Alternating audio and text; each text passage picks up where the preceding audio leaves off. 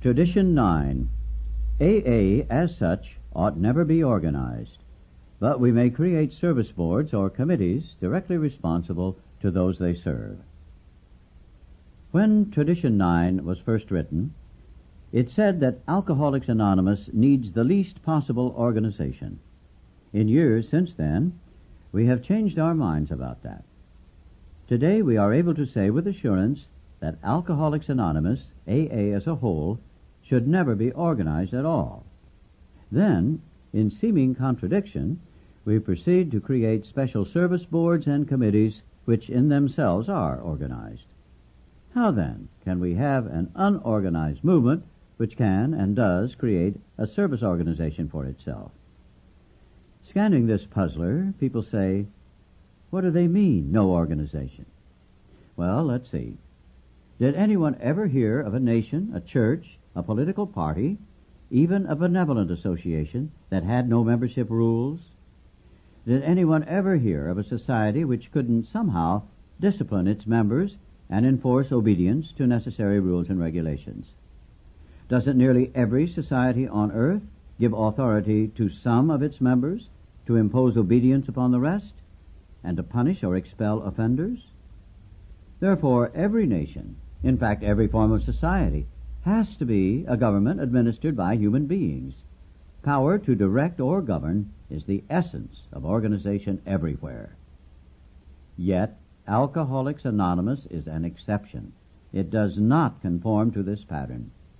Neither its General Service Conference, its Foundation Board, and here the book has a footnote which reads, in 1954, the name of the Alcoholic Foundation Incorporated was changed to the General Service Board of Alcoholics Anonymous Incorporated, and the Foundation office is now the General Service Office.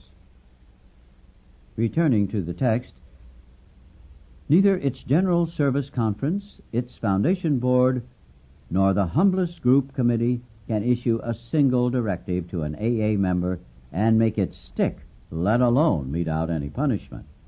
We've tried it lots of times, but utter failure is always the result.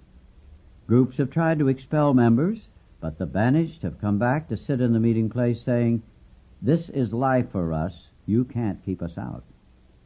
Committees have instructed many an AA to stop working on a chronic backslider, only to be told, how I do my 12-step work is my business. Who are you to judge?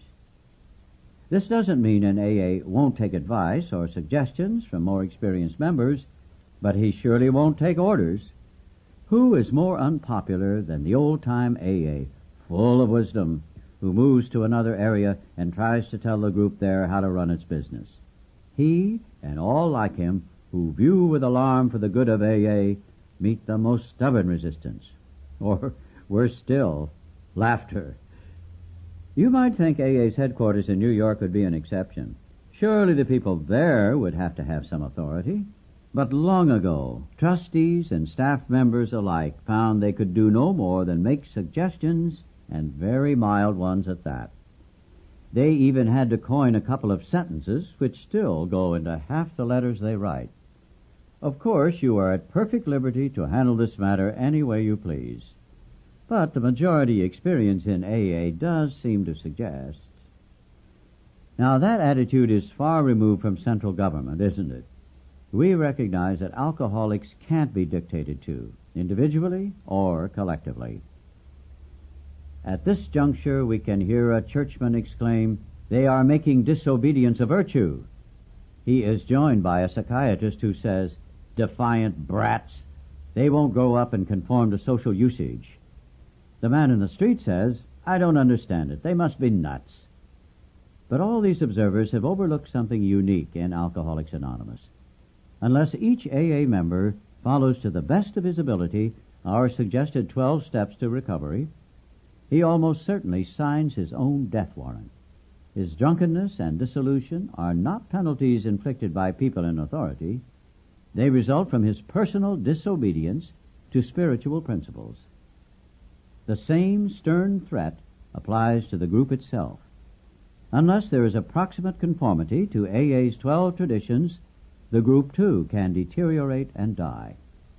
So we of AA do obey spiritual principles, first because we must, and ultimately because we love the kind of life such obedience brings.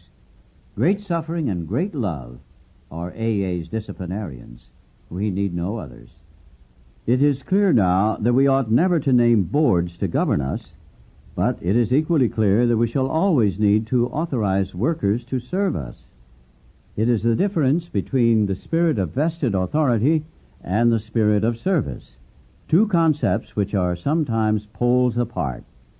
It is in this spirit of service that we elect AA groups in formal rotating committee, the Intergroup Association for the area, and the General Service Conferences of Alcoholics Anonymous for AA as a whole.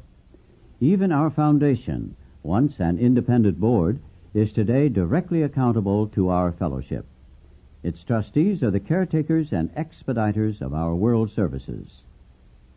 Just as the aim of each AA member is personal sobriety, the aim of our services is to bring sobriety within reach of all who want it.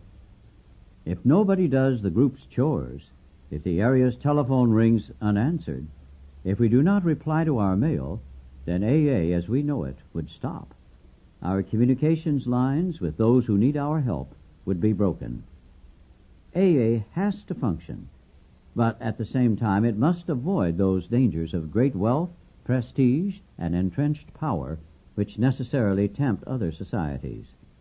Though Tradition 9 at first sight seems to deal with a purely practical matter, in its actual operation it discloses a society without organization, animated only by the spirit of service, a true fellowship.